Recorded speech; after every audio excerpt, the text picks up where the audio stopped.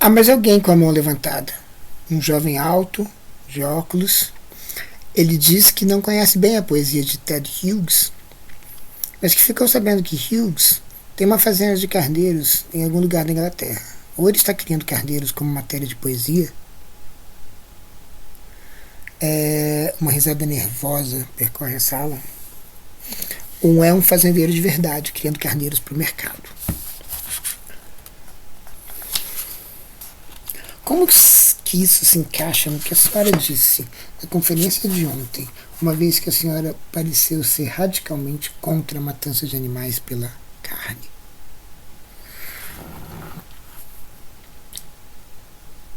Não conheço Ted Hughes, respondeu sua mãe. De maneira que não posso dizer para você que tipo de fazendeiro ele é. Mas vou tentar responder essa pergunta em outro nível. Não acredito que Hughes ache que a atenção que ele dedica aos animais seja única. Ao contrário, desconfio que ele acredita estar recuperando uma atenção que nossos ancestrais remotos possuíam e que nós perdemos. Ele concebe essa perda mais em termos evolucionários do que históricos. Mas isso é uma outra questão. Acho que ele acredita que olha os animais do jeito que os caçadores neolíticos olhavam. Isso coloca Hughes em uma linha de poetas que celebra o primitivo, repudia a tendência ocidental para o pensamento abstrato. A linha de Blake, de Lawrence, de Gary Snyder nos Estados Unidos, ou de Robinson Jeffers, Hemingway também, essa fase de caçadas e touradas. A tourada nos dá uma ideia. Matar a fera, mas transformar isso em uma competição, um ritual, homenagear a força e a valentia do seu antagonista. Um antagonista. Comê-lo também. Depois tê-lo vencido, para que a força e a coragem dele entrem em você. Engolir, digerir, ingerir. Incorporar o animal, olhá-lo nos olhos antes de matá-lo e agradecer a ele depois. Cantar canções a respeito. Isso pode ser chamado de primitivo, primitivista, uma atitude fácil de criticar que se presta caçoada, profundamente masculina, machista.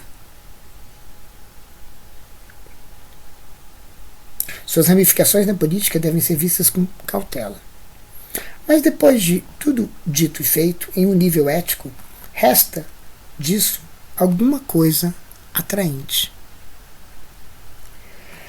Todavia, é tão pouco prático. Não se pode alimentar 4 bilhões de pessoas com a atividade dos toureiros ou dos caçadores de servos armados com arco e flecha. Nós nos tornamos muito numerosos. Não há tempo para respeitar e honrar os animais que precisamos para nos alimentar. Precisamos de indústrias da morte. Precisamos de animais industriais. Chicago mostrou o rumo. Foi nos matadores de Chicago que os nazistas aprenderam como processar corpos.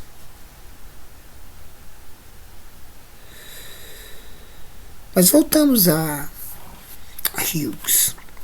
O que você diz é que, apesar de seus furos de primitivista, Hughes é um açougueiro. E você se pergunta o que é que eu estou fazendo na companhia dele. Eu responderia que os escritores nos ensinam mais do que sabem.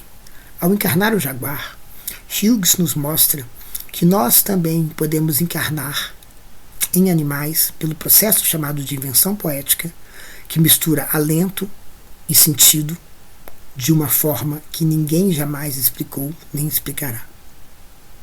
Ele nos mostra como trazer à vida o corpo vivo dentro de nós mesmos. Quando lemos o poema do jaguar, quando depois o relembramos com tranquilidade, por um breve instante nos transformamos no jaguar.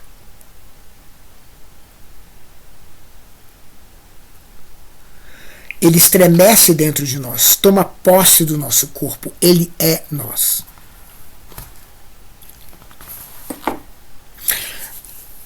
esse trecho do livro do Coetzee e Elizabeth Costello, no capítulo chamado Os Poetas e os Animais, esse trecho ele fala sobre Elizabeth Costello está falando, respondendo uma pergunta que foi feita a ela sobre a vida do Ted Hughes, que escreveu um poema sobre o jaguar. É o jaguar que pode parecer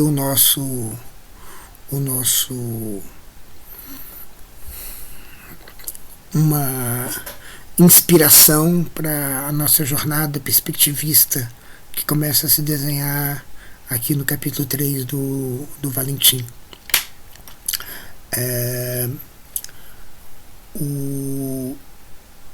E nesse trecho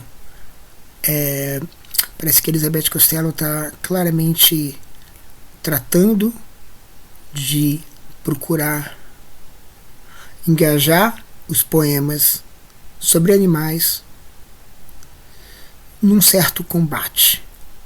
Um combate, como vai dizer o filho dela em seguida, um combate contra os abatedouros, num combate contra a transformação da produção de carne num enorme campo, a transformação da produção de alimentos num enorme campo de concentração em que os gados, como diz Elizabeth Costello, em que os gados são mortos e levados ao abatedouro como judeus. Que os animais são mortos como prisioneiros e tratados como prisioneiros de guerra, destinados ao abate. E o combate é um combate que não é um combate, digamos, ecológico, porque a ecologia é uma espécie de... ela pinta a ecologia como estando fadada a uma certa noção de equilíbrio, como se uma certa imagem da ecologia profunda nunca pudesse ser completamente exorcizada. A ideia de que os animais e plantas estão a serviço de uma ordem, ainda que uma ordem renegociável, uma ordem. E o que ela quer, o combate dela é o combate por um jaguar de trás das grades que motivou, inspirou e se incorporou no poema do Ted Hughes. Ou seja, se trata de um animal. E esse combate é um combate que se segue na forma de um certo poder dos animais de, através da linguagem, deixar um rastro sobre nós, deixar um vestígio sobre nós. A gente estava falando no encontro síncrono sobre... A gente estava falando sobre... a pergunta ao final do encontro era como olhar a linguagem de uma maneira que não seja antropocêntrica. Como olhar a linguagem de uma maneira que não entenda ela como uma morada do ser e que já insinue que o ser está associado à significação humana, à capacidade de mundanização no sentido de mundanizar, no sentido de criar o mundo humano, de construir o mundo humano. E eu disse alguma coisa no sentido de que a linguagem talvez tenha vestígio de alguma outra coisa. Que a linguagem talvez tenha vestígio de alguma coisa, para usar os termos do Valentim, extramundana. A linguagem talvez tenha um vestígio de alguma outra coisa, de alguma outra significação que escapa ao significado do mundo humano.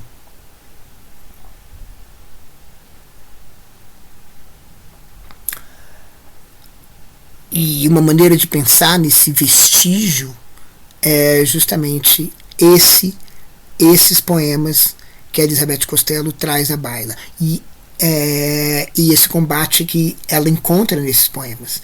Na conferência, que não é reportado no livro, mas que enfim, que só a rebarba dela aparece, porque o filho da Elizabeth Costello, John, chega, tem uma reunião longa no departamento de física, e chega tardiamente, ela já está respondendo as perguntas, e ele depois descobre que a estrutura da fala dela era em volta de 3 poemas. Um poema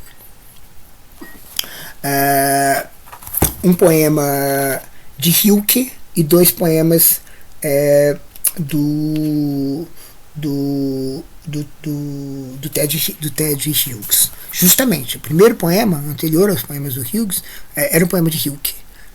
Um poema de Hilke que chamava Pantera, e é justamente Hilke que é, digamos, aquele que forma o contraste no capítulo do Valentim. Justamente é aquele combate que Heidegger tenta travar, e aqui ele engaja, o Valentim mostra como, para isso, o Heidegger está engajado no mesmo tipo de combate, ou num combate semelhante ao que ele tenta fazer no Wozu Dichter, no Para Que Poetas, tá? Que é um texto que está no Caminhos da Floresta, Holzweg. E no Para Que Poetas, no Wozu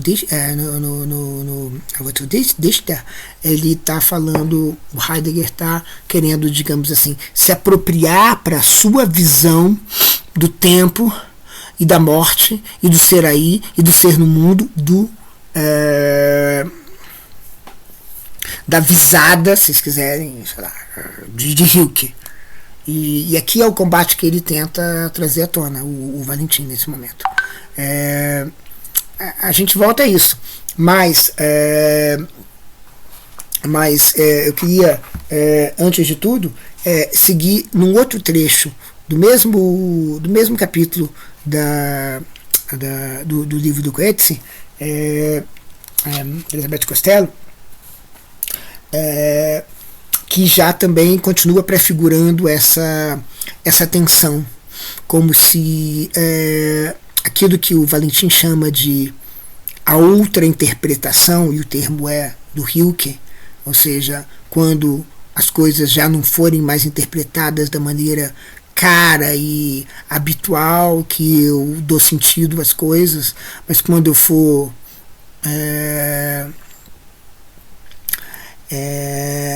incapaz de me manter nesse mundo, e em contraste eu tiver me mantendo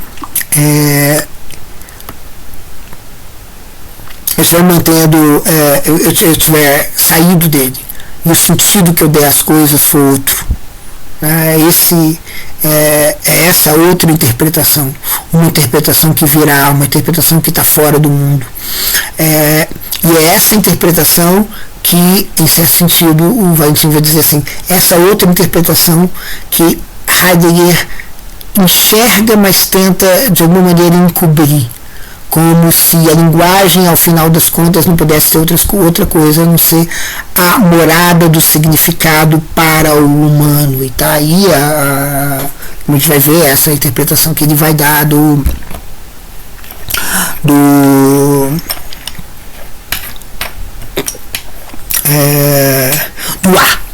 Es gibt, e o Esguipta aqui traduzido, por exemplo, no poema do Rimbaud, que fala do Ilha, e termina, vocês se lembram daquele jeito,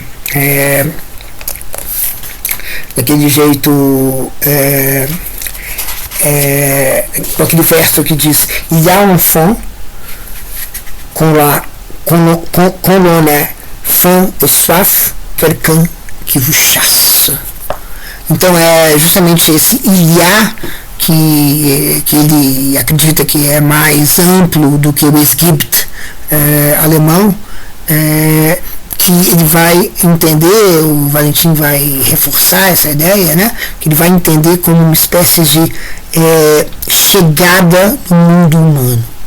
Então, assim como ele entende que há uma chegada no mundo humano, é como se o poeta, em última instância, apesar de tudo, ele trouxesse para o mundo humano alguma coisa que vem de fora, e não justamente fizesse aquilo que justamente a Elizabeth Costello está falando do Hilke e do Ted Hughes, e poderia falar também do Rimbaud, que é justamente a possibilidade, se vocês quiserem, para falar rapidamente, a possibilidade de um poema com suas palavras, com seu ritmo, com sua intensidade, produzir um certo momentâneo, rápido devir animal.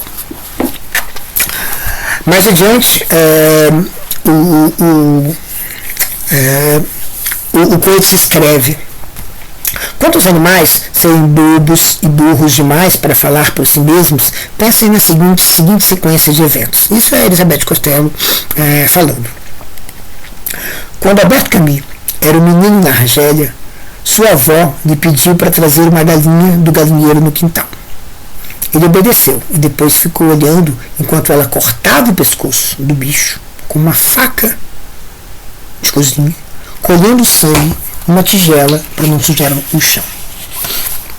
O grito de morte da galinha ficou gravado com tamanha força na memória do menino que, em 1958, ele descreveu um apaixonado ataque ao uso da guilhotina. Pelo menos em parte, o resultado dessa polêmica foi a abolição da pena capital na França.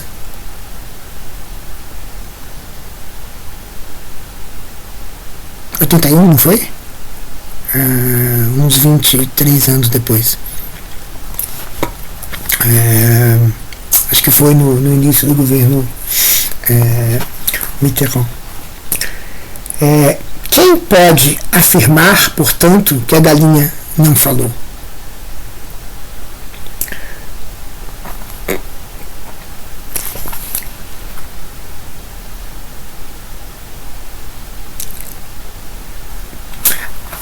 Segue o Coetzee. O Hearn, que é o interlocutor dela nesse momento, da Elizabeth Costello, faça a seguinte declaração com a devida cautela, consciente das associações históricas que pode despertar. Não acredito que a vida seja tão importante para os animais como é para nós. Sem dúvida, existe nos animais uma luta instintiva contra a morte, igual à nossa. Mas eles não entendem a morte como nós a entendemos. Ou melhor, como não conseguimos entendê-la. Na mente humana, ocorre um colapso da imaginação diante da morte. E esse colapso da imaginação, vividamente evocado na palestra de ontem, constitui a base de nosso medo da morte. Esse medo não existe, não pode existir em animais. Uma vez que o medo, lembra do medo, né? O medo. Esse medo não existe, esse medo que é produto da angústia, só uma observação, esse medo que é produto da angústia, segundo Heidegger. Ou seja, o medo a angústia não vem do medo, mas o medo vem da angústia. Então a angústia é alguma coisa que é um pouco sobre o povoamento do mundo humano. Não é sobre algo extramundano. Então, na mente humana ocorre um colapso da imaginação diante da morte, e esse colapso da imaginação constitui a base do nosso medo da morte. Esse medo não existe, nem pode existir em animais, uma vez que o esforço para entender a extinção E a incapacidade disso, a capacidade de imaginar, ela simplesmente não ocorreu. Depois a gente vai ver como é que o Rilke trata disso e como é que o Heidegger vai tratar da maneira como o Rilke trata desse tema da morte para os animais. Por essa razão, quero sugerir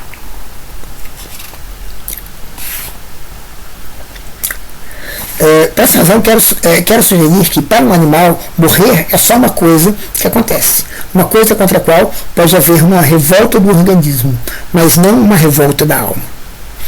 E quanto mais baixo descemos na escala evolutiva, tanto mais verdadeira essa afirmação. Para o inseto, a morte é um rompimento de sistemas que mantém o organismo funcionando e nada mais. Para os animais, a morte segue a vida. Somente entre seres humanos muito imaginativos se encontra o horror de morrer tão agudo que eles projetam esse horror em outros seres, inclusive nos animais. Os animais vivem e morrem. Isso é tudo. Por isso, constitui um grave erro igualar um açougueiro que abate uma galinha a um carrasco que mata o ser humano. Esses acontecimentos não são comparáveis.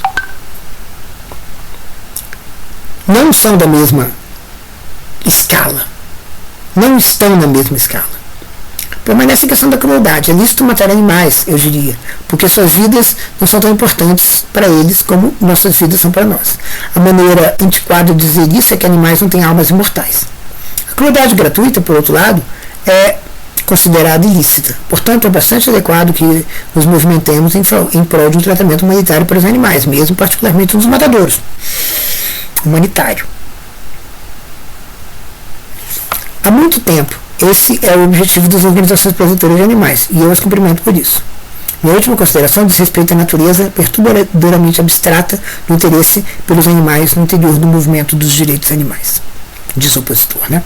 Quero me desculpar antecipadamente com o nosso palestrante pela aparente aspereza do que vou dizer, mas acho que vou dizê-lo. Das muitas variedades de amantes dos animais que vejo à minha volta, vamos distinguir duas. De um lado, os caçadores, pessoas que valorizam os animais em um nível muito elementar e refletivo, que passam horas observando e rastreando e depois matando, encontrando prazer em desfrutar a carne. Do outro lado, as pessoas que têm pouco contato com os animais, ou pelo menos com aquelas espécies que se preocupam em proteger, como aves e gado, e querem que todos os animais levem, em um vácuo econômico, uma vida utópica em que todo mundo é miraculosamente alimentado, mas ninguém é predador de ninguém. Eu me pergunto, qual das duas gosta mais dos animais? E é exatamente por ser tão abstrato o empenho em favor dos direitos dos animais, incluindo o direito à vida, que eu considero pouco convincente, em última análise inútil. Seus defensores falam muito da nossa comunhão com os animais. Mas como é que eles vivem essa comunhão? Tomás de Aquino diz que a amizade entre seres humanos e animais é impossível, eu tendo a concordar com ele. Não dá para ser amigo nem de um marciano, nem de um morcego, para simples razão que temos muito pouco em comum com eles. Podemos, sem dúvida, desejar que haja uma comunhão com os animais, mas isso não é a mesma coisa que viver em comunhão com eles. Isso é apenas nostalgia pela idade do ouro.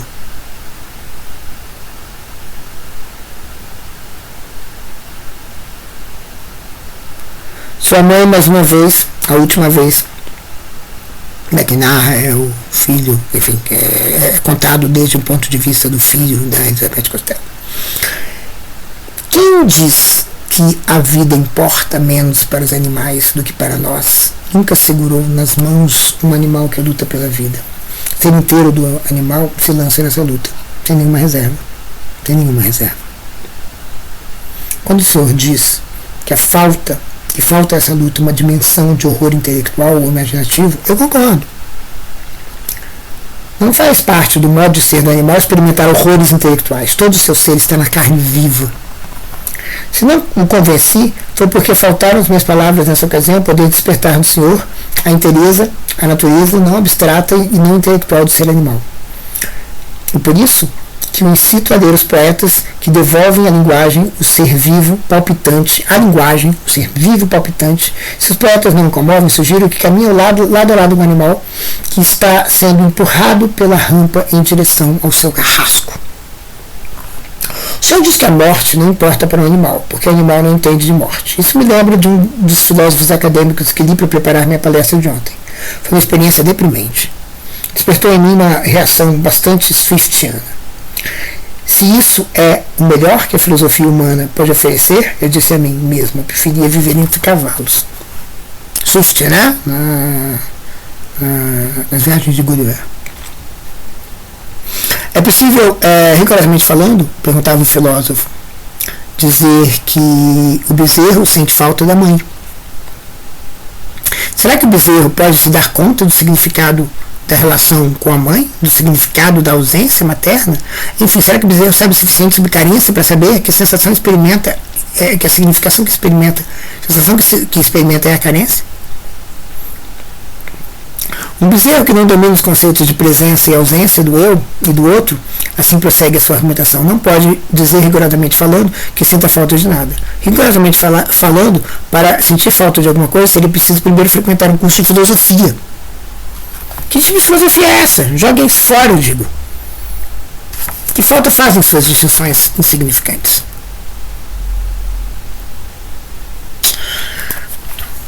Então, aqui eu acho que a gente tem.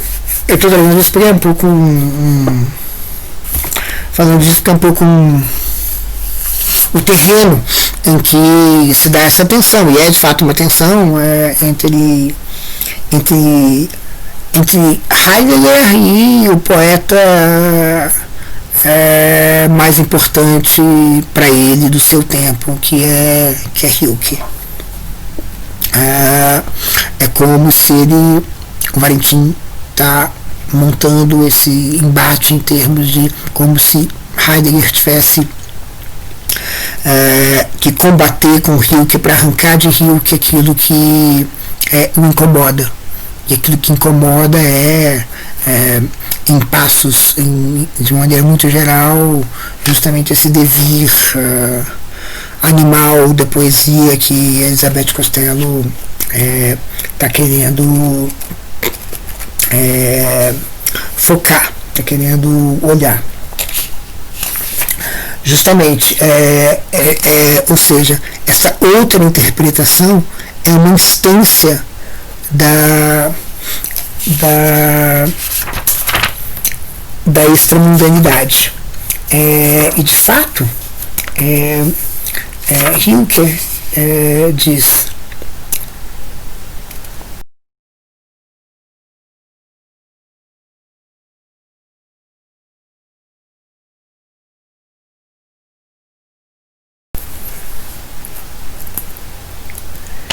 sim, se o meu medo não fosse tão grande, consolar-me-ia com a ideia de que não é impossível ver tudo de novo, tudo de modo diferente, e, no entanto, continuar a viver. Mas tenho medo indizível dessa transformação. Nem sequer me acostumei ainda a esse mundo.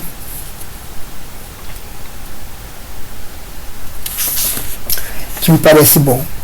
Que hei de fazer no outro? Gostaria tanto de ficar entre as significações que aprendi a amar. E se alguma coisa tem que se transformar, desejaria de poder viver ao menos entre os cães, que têm um mundo parente desse. E as mesmas coisas. Durante mais algum tempo, poderia escrever e dizer isso, mas um dia virá em que minha mão estará longe de mim, e quando eu me mandar escrever palavras que eu não quero, começará o tempo da outra interpretação. E não ficará uma palavra sobre a outra.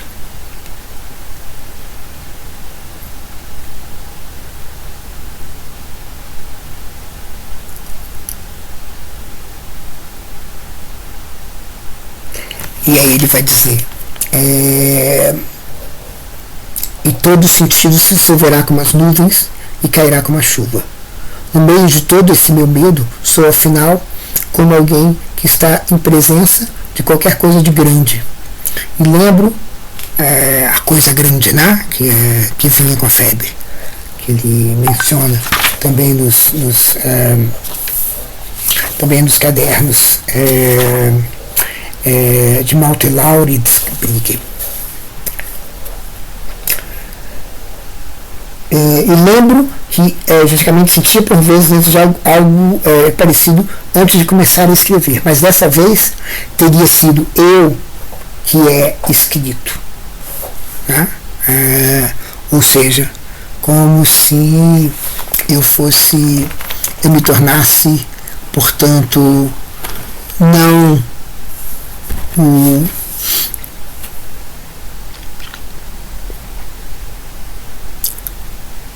extramundano, responsável pelo mundo, mas aquele que é mundado. E essa outra interpretação é uma outra interpretação que na trama que o Valentim está construindo é a outra interpretação que Heidegger quer combater. É isso, é como se ele estivesse tranquilizando o Rilke, dizendo não há essa outra interpretação que virá. Essa outra interpretação que pode te levar para um mundo muito diferente, que você pode até torcer que seja um mundo como o dos cães, que é um mundo parente. Mas é essa outra interpretação que também oferece uma pista, uma insinuação sobre o extra-mundano que o Valentim está querendo alcançar, está querendo fazer com que se possa ver a partir de Heidegger. Esse extramundano que seguramente também tem a ver com jaguares.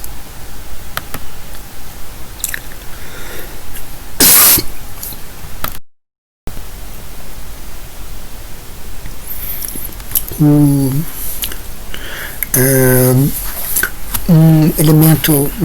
personagem importante nesse capítulo, além de Rilke, o embate com Heidegger e Rimbaud, também Agamben. Aqui o Valentim engaja com a infância e a linguagem e a infância, engaja também com o que resta de Auschwitz, que é o Homo Sacer 2. Basicamente, aqui interessa, uma das coisas que interessa no fundo parece ao Valentim é justamente esse esforço de Agamben para mostrar como Heidegger tenta procura ativar uma máquina antropológica que seja diferente da máquina antropológica dos modernos e dos antigos, em particular diferente da máquina antropológica que tenta associar a máquina antropológica como aquilo que distingue o humano do animal, a máquina antropológica que pretende distinguir o humano como sendo um subconjunto dos animais, um gênero, uma espécie do mesmo gênero. Tá? Isso é por aí que passa também o debate sobre a linguagem e a diferença que a linguagem faz. O Agamben aparece como uma espécie de parceiro aqui, né? Para tentar mostrar que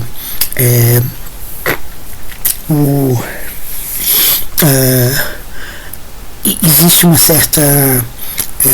um certo privilégio dado à linguagem e à linguagem humana, que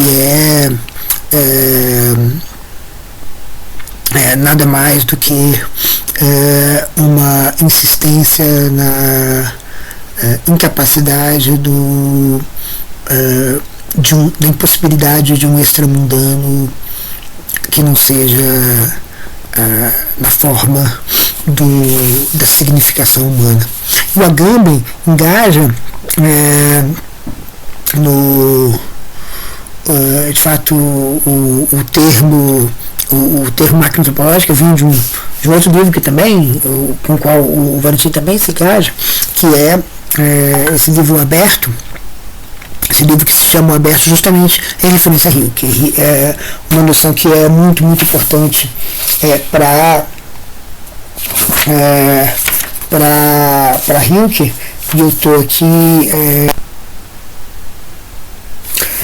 O Heidegger descreve a conexão completa, aquela que se vê entregue todo o ente enquanto arriscado, Rilke gosta de chamar o aberto. Esse termo constitui como outro termo fundamental na sua poesia. Significa, na linguagem de Rilke, aquilo que não impede.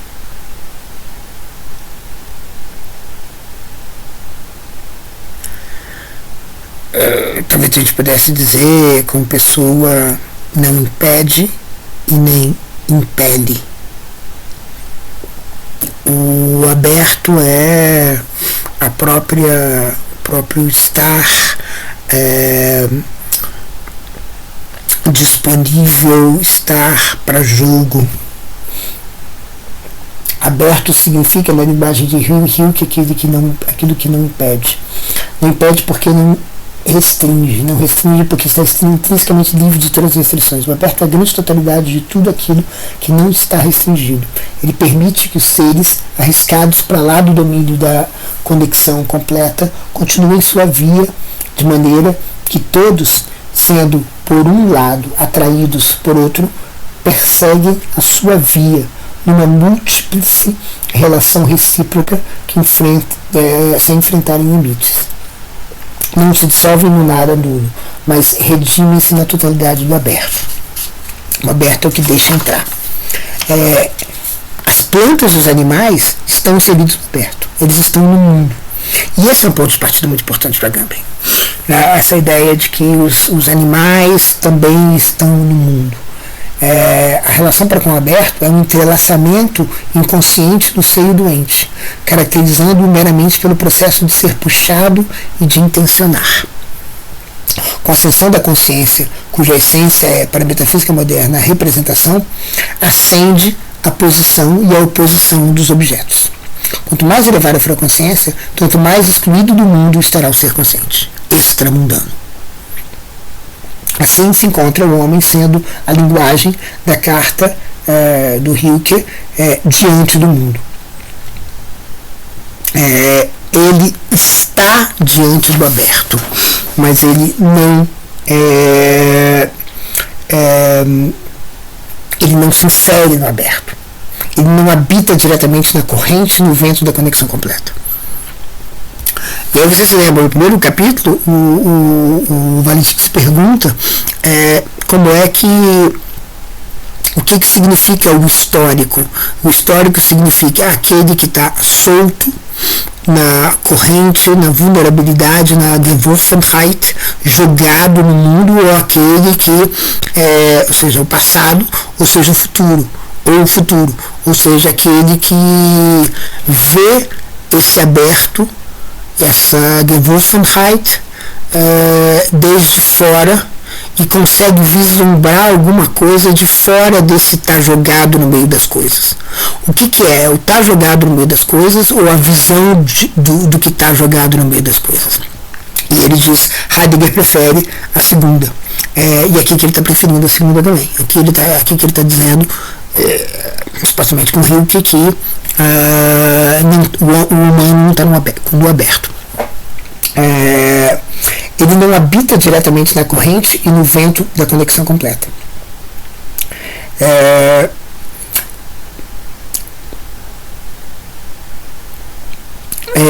Rilke nega que se possa pensar o aberto no sentido da abertura do céu e do espaço. Por outro lado, seria ainda mais incoerente estabelecer uma ligação entre a ideia do aberto, no sentido da clareira, essencialmente mais originária do ser, e a posição de Rilke.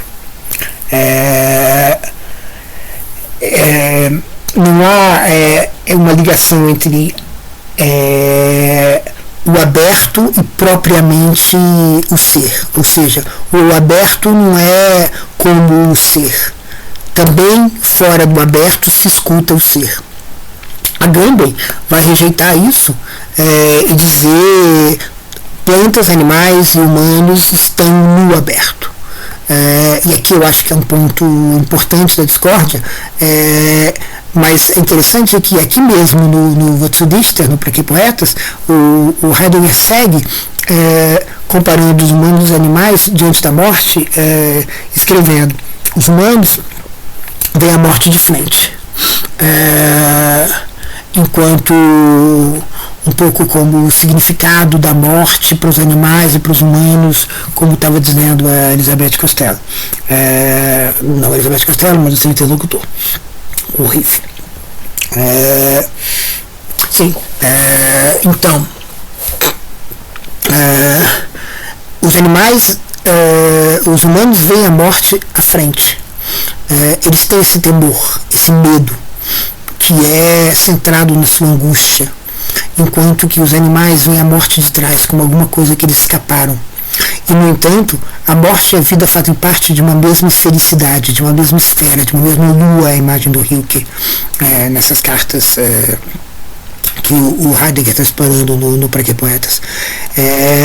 Então, há uma lua em que a face oculta da lua é a morte. Então, portanto, na face iluminada você vê a face oculta tanto de frente quanto de trás. Mas justamente estar com a morte atrás de você é estar no aberto. Já estar com a morte em frente a você é observar o aberto de fora. E essa felicidade que faz parte do embate que o Heidegger trava com o Rilke, no sentido de dizer há alguma coisa especial que não é o puro aberto no humano. E é isso que faz com que ele vai dizer que o animal justamente não precisa falar. E isso está citado no final do capítulo do Valentim. É uma citação do Heidegger que é justamente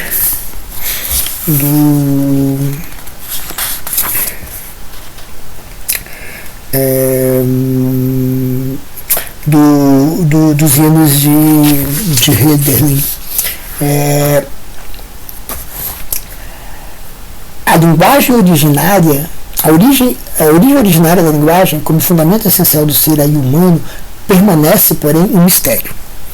E isso, sobretudo, se considerarmos que mesmo aí onde há vida, planta, animal, a linguagem não acontece sem mais, embora pareça que depende apenas da remoção de alguma inibição ainda presente para que o animal fale. E, contudo, o salto do animal que vive ao homem, que fala, é tão grande, está maior do que da pedra sem vida vivente. Por que o animal não fala? Porque não precisa falar. E por que não precisa falar? Porque não deve falar. Ele não deve, pois não é obrigado. Não é obrigado porque está fechado para o ser enquanto tal. Ele não responde ao ser. Então, portanto, ele não ouve o ser. Ele não tem essa escuta. E não tendo essa escuta, não tem linguagem. A linguagem é a escuta do ser. A linguagem é a escuta dessa morada onde o ser aparece.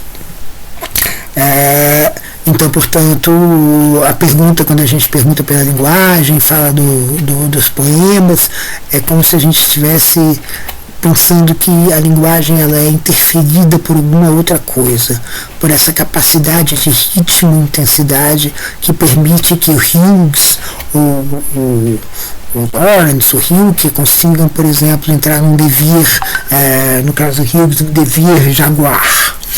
Esse devir é que aparece na linguagem, mas que o Heidegger está negando que possa ser uma espécie de resposta à altura, porque não é responder ao aberto, é simplesmente estar no aberto o que o animal faz. Então a linguagem poderia estar no aberto respondendo ao aberto, ela poderia se colocar no aberto para responder ao aberto, mas fazendo isso ela traz o aberto para dentro da significação, para dentro do mundo humano.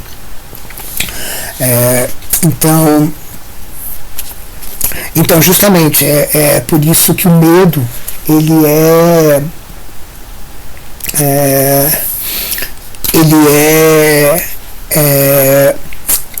tornado possível pela angústia. Uma vez que na angústia o ser aí se volta para si próprio e que no medo foge de si para deixar-se arrebatar pelo ente que ele não é.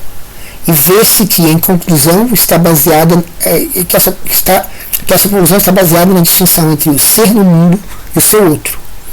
Esse último tomado tão somente como intramundano. Então, o ser no mundo é o ser no aberto. E o intramundano é o intra-aberto. É aquele que tem medo da morte, porque fugiu dela. E aquele que, enquanto que o ser no aberto é aquele que está na lua completa e, portanto, tem a angústia dos limites do seu próprio mundo, da sua própria clareira, da sua própria claridade. Então, assim que o Valentim está lendo Heidegger como tentando trazer Rilke para uma esfera humana, trazendo o poema, a poesia para essa esfera de humanização, de mundanização.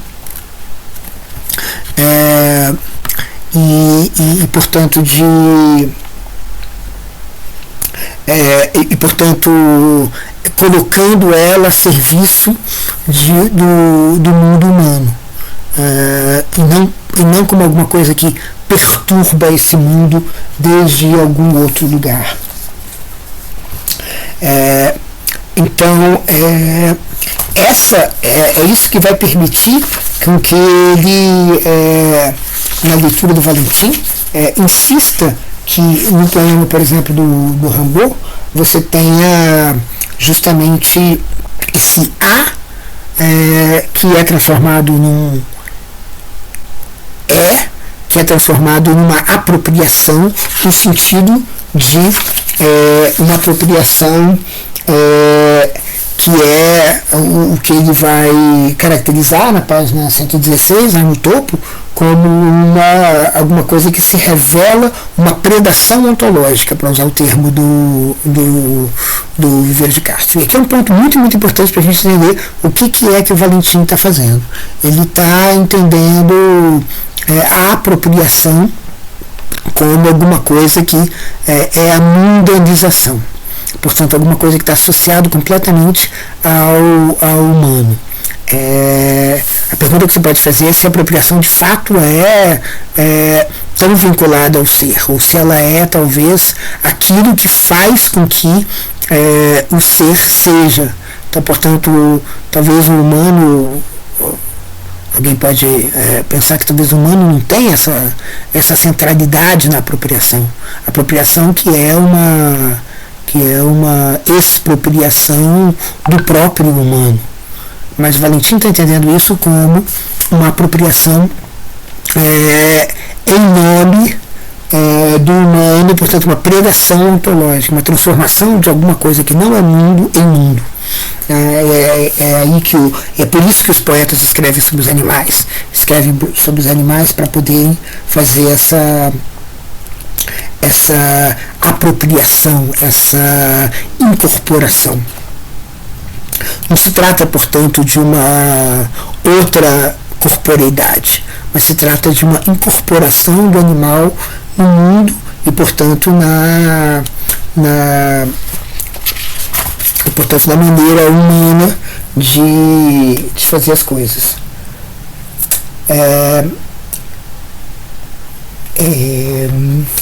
Aqui, o tema do medo e do medo da morte, que figura o aberto, também tematizado pelo Valentim da seguinte maneira: mais que uma diferença de afetos, angústia e medo, trata-se entre Heidegger e Rilke de uma divergência quanto ao modo mesmo de pensar e experimentar o que é uma disposição efetiva. O elemento da facticidade ou ainda a corporeidade, capaz de vir à palavra, uma abertura do ser aí para o seu próprio mundo, ou uma saída para fora dele. Afinal de contas, o que seria encontro e o que seria fuga? Tendo-se em mente a possibilidade de ser em vista de outrem, o isolamento em que se funda a abertura do mundo, não poderia se revelar uma prisão pretensamente inexpugnável? Por sua vez, a esquiva em relação ao si mesmo, operada por uma disposição não fundamental, outra, que a angústia, não corresponderia à entrada em um âmbito existencialmente inacessível?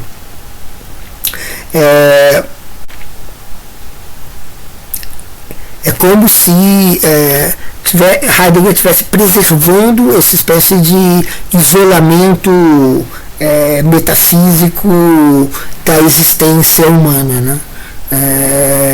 Então, justamente o medo, ele só pode ser alguma coisa que vem de dentro do ser no mundo, não vem numa extramundanidade que inaugura um mundo humano, o que afeta o mundo humano, né? Então esse que seria então o embate entre a angústia e o medo, né? A angústia que é a visão do aberto, e o medo que é o confronto com o aberto. A visão do aberto é prioritária em relação ao medo do aberto. É como se nós pudéssemos olhar para o mundo de frente e de trás, enquanto os animais só tentam de alguma maneira fugir deles.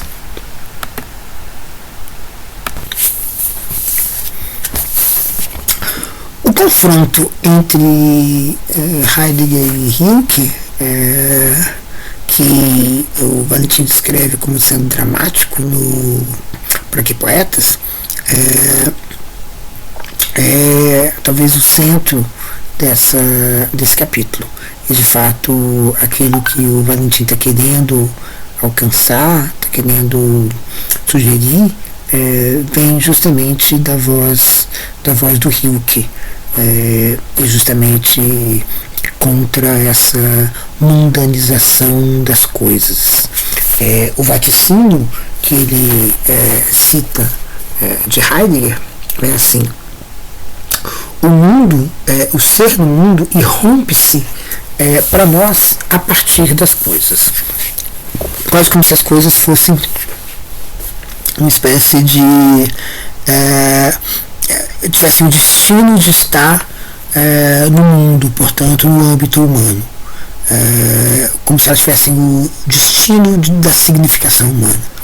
E justamente atenção que parece que Rilke enxerga a outra interpretação, ou seja, enxerga que as coisas talvez não fossem feitas para suportar o mundo. Talvez as coisas não fossem feitas para isso. As coisas talvez fossem feitas para mais do que o mundo humano. Como se as coisas tivessem uma outra destinação.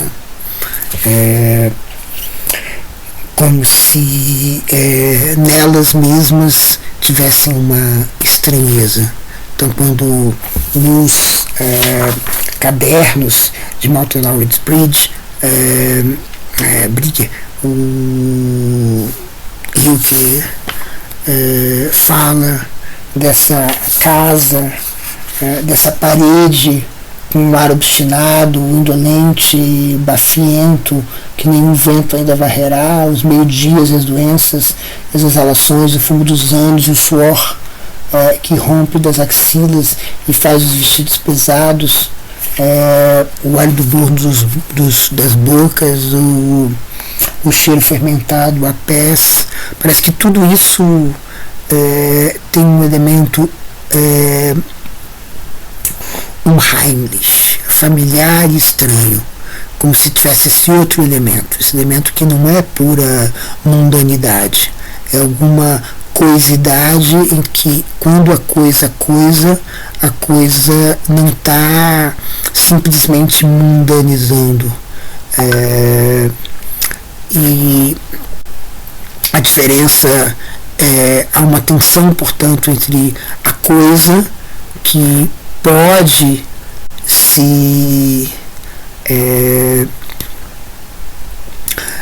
furtar ao significado humano, ou pode se perder do significado humano, pode se perder do significado humano e o mundo, como se as coisas não fossem simplesmente feitas para suportar o mundo, como se as coisas não fossem simplesmente feitas para estarem para serem componentes do mundo humano.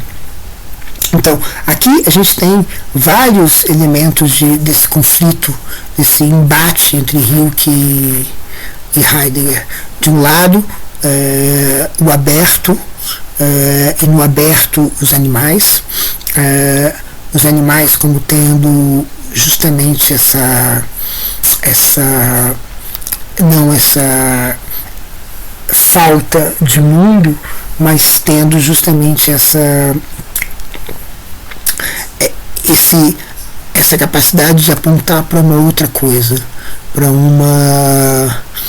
uma soberania que está talvez no próprio aberto, está talvez na própria ausência de impedimento, ou de impedimento e de alguma coisa que impede, como estava falando. Então, essa soberania que é a capacidade de não estar regido, não estar governado, e que está associado a uma espécie de corporeidade que escaparia à maneira de Heidegger. Então, é esse primeiro pombo da discórdia. O animal enquanto criatura do aberto, e o humano enquanto criatura sobre o aberto. Então, justamente, o Hilke está insistindo que, digamos, o animal ele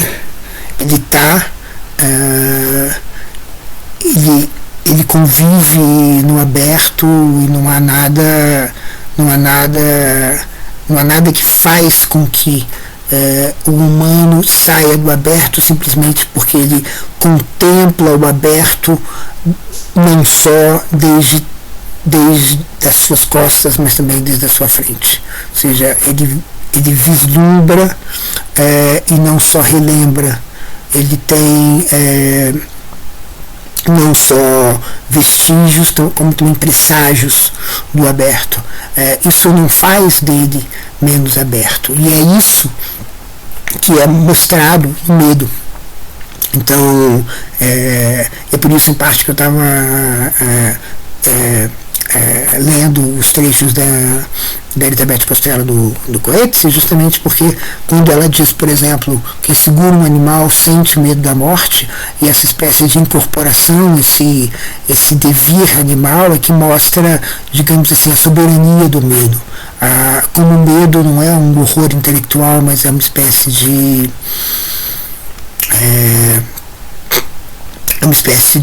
tomada do corpo. O corpo é tomado pelo medo. O medo é um estado do corpo, enquanto que o medo vai aparecer para Heidegger como um medo, como um produto de uma angústia, alguma coisa que já vem do humano. É como se, mais ou menos, quase como se fosse essa ideia de que é preciso ter o horror intelectual para ter um genuíno medo da morte, ou uma falta da mãe de um bezerro.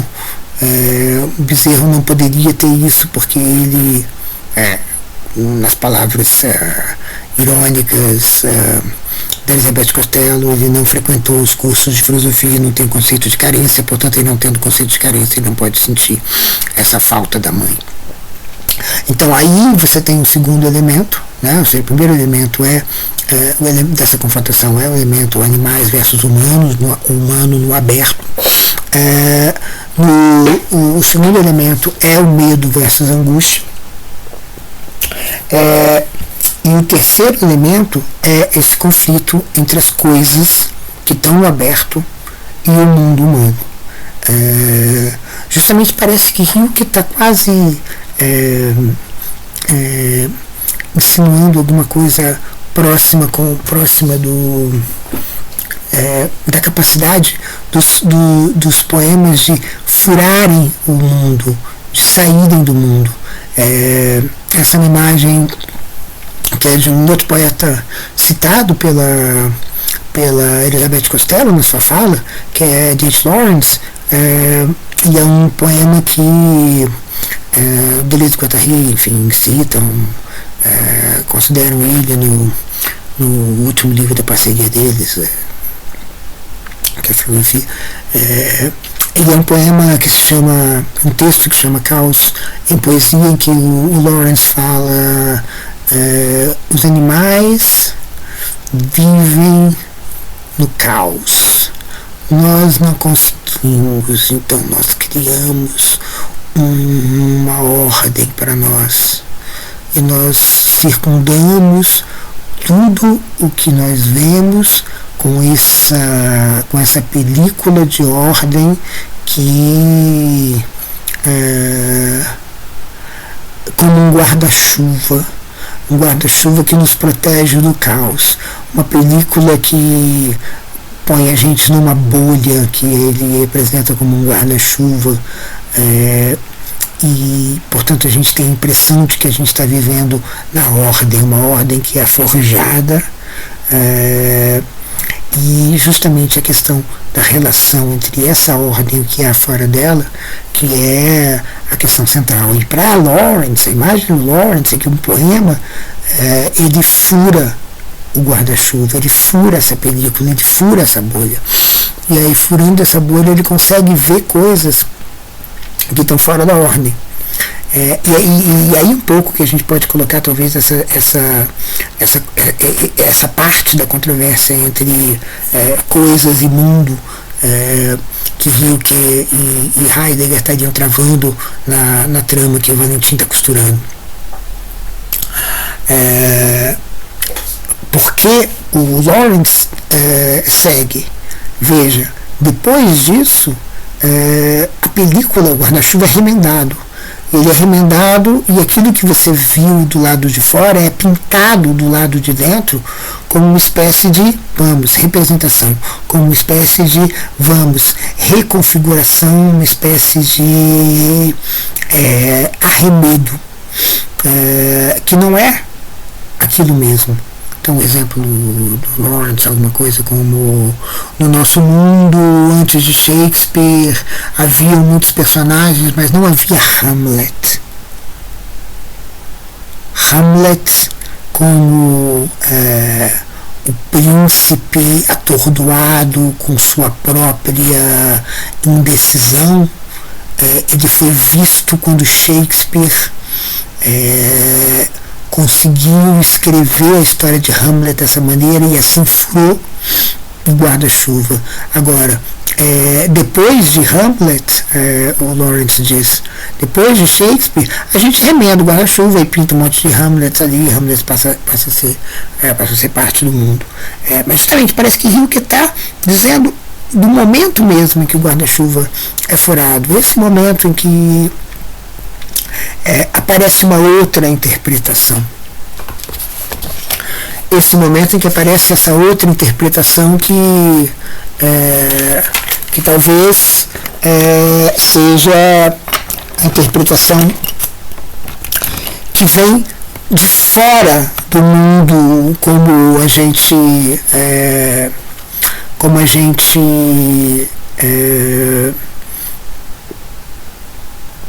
concebe. Então, essa outra interpretação que o extramundano que Hilke estaria falando. Então, essa outra interpretação, ela perpassa o destino das coisas de que assegurar o mundo humano. Isso é um tema que, diga-se de passagem, não é um tema completamente alienígena a Heidegger ele mesmo, é um tema que aparece na tensão de Heidegger entre as coisas que resistem a se tornarem objetos com maior ou menor sucesso. Então as coisas que quando viram objetos deixam de coisar, deixam de fazer sua própria coisa e passam a estarem expostas, a estarem à disposição. Então, é essa a outra interpretação, a interpretação da coisa que coisa, a interpretação de uma coisa que se presencia por si mesma, vamos dizer, se apresenta por si mesma, não é uma coisa que se apresenta por nossa força, se apresenta como elemento do nosso mundo, como organização do nosso organismo. Também o problema do medo, porque o medo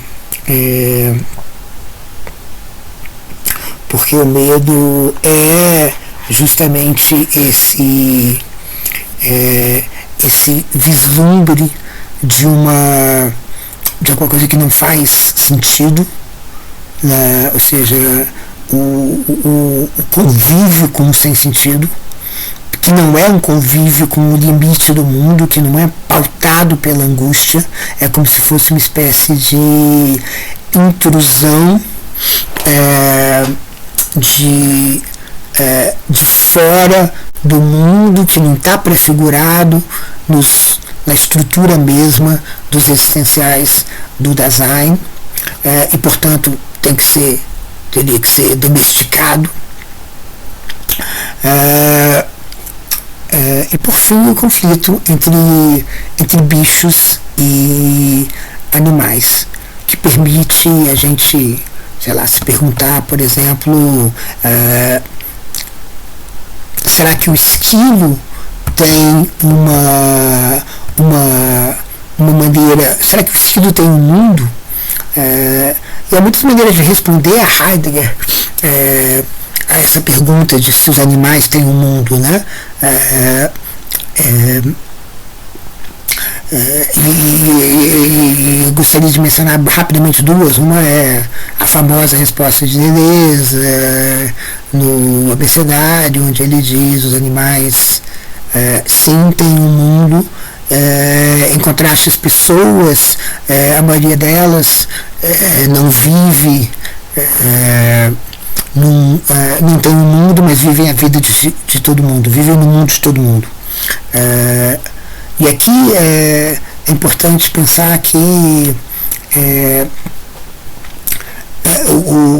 importante ter em mente que Deleuze tem justamente em mente justamente o escritor, né? Aquele que escreve tem um mundo, no sentido daquilo que importa e aquilo que não importa, no mesmo sentido do carrapato do von Uxküll, que é sensível apenas a 3 elementos do ambiente ao seu redor, e esse compõe o mundo dele. Então, quando você pergunta, o esquilo tem um mundo? Sim, o esquilo tem um mundo, porque há coisas para os quais há uma indiferença, e a indiferença é que permite que alguma coisa faça diferença. Então, é mais ou menos como se os animais falam, sendo respondido pela Elizabeth Costello dizendo, veja, o grito da galinha, o ruído da galinha nas mãos do Camus foi que fizeram ele escrever o Libelo, que acabou sendo parte da campanha contra a guilhotina na França. Então, é preciso responder a essas perguntas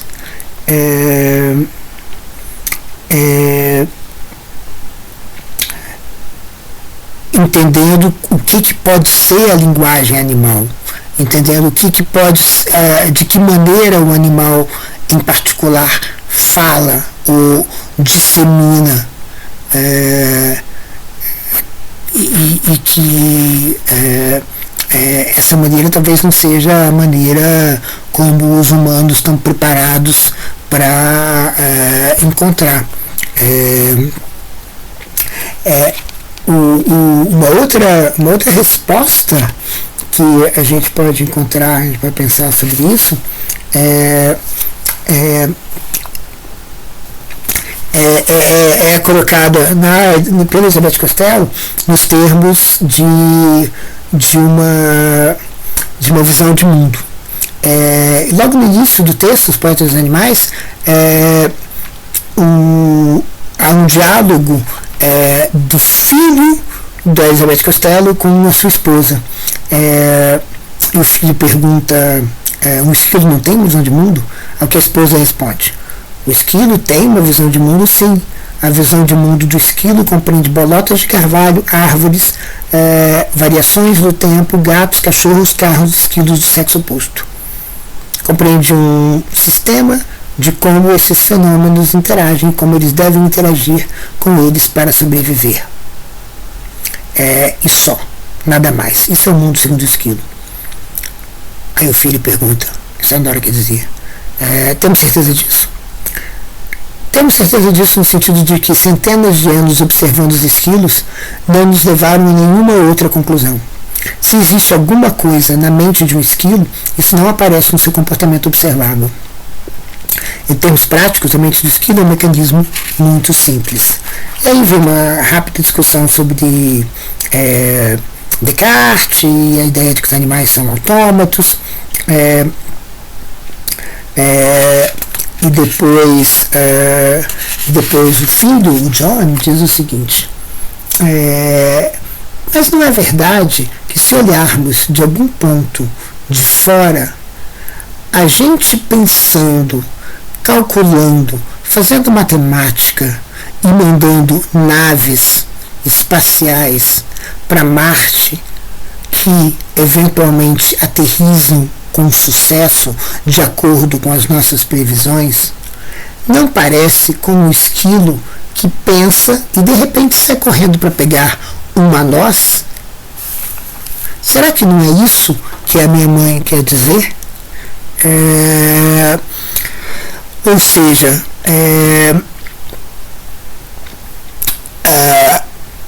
não importa talvez o tamanho do mundo, para a gente pensar também na imagem do Deleuze.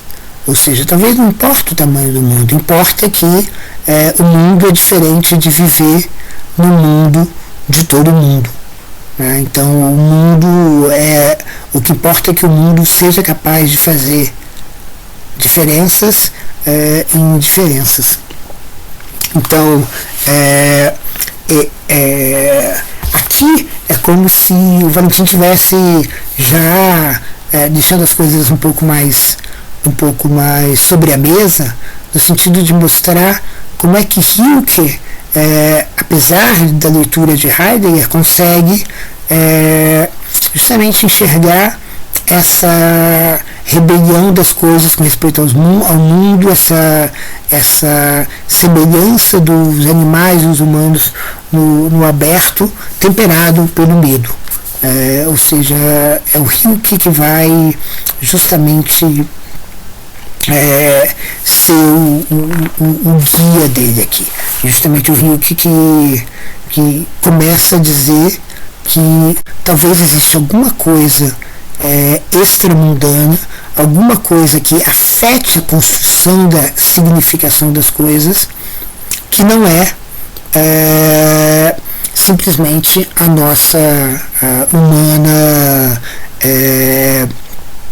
interação, nosso humano esforço de significação. Ou seja, é o Rio que começa, pensando no aberto, a vislumbrar uma espécie de, vamos dizer, de ontologia plana, em que a humanidade não tem essa primazia que o Valentim tão claramente enxerga Heidegger como postulando.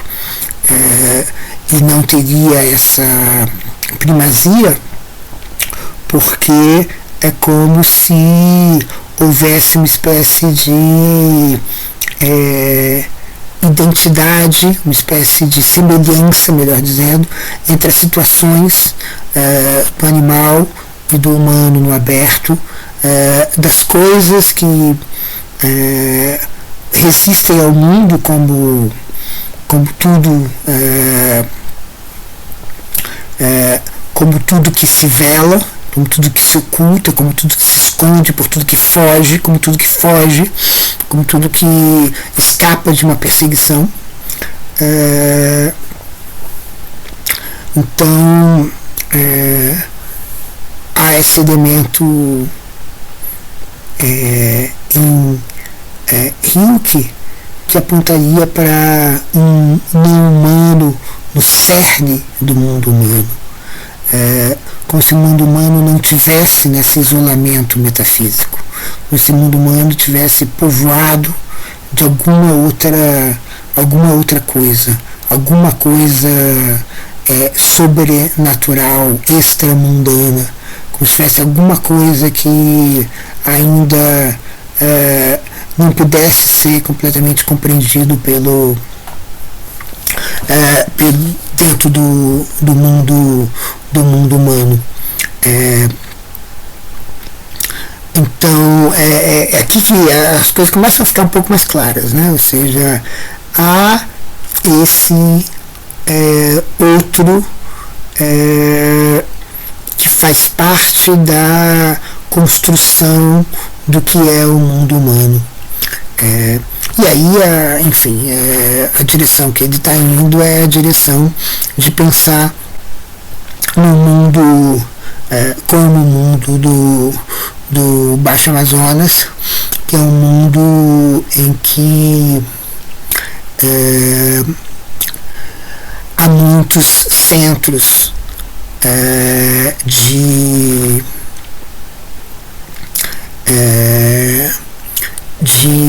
significação, que a gente tem que viver com essa multinatureza, em que o humano é apenas um polo central apenas para os humanos, mas que tem uma perspectiva no meio de outros que têm outros corpos, né? Outros corpos têm outras perspectivas, e portanto tem outros centros de significação. Então é esse contraste que ele está começando a insinuar, e ele insinua aqui justamente por meio do conflito de Heidegger com seu poeta contemporâneo favorito, que é Hilke.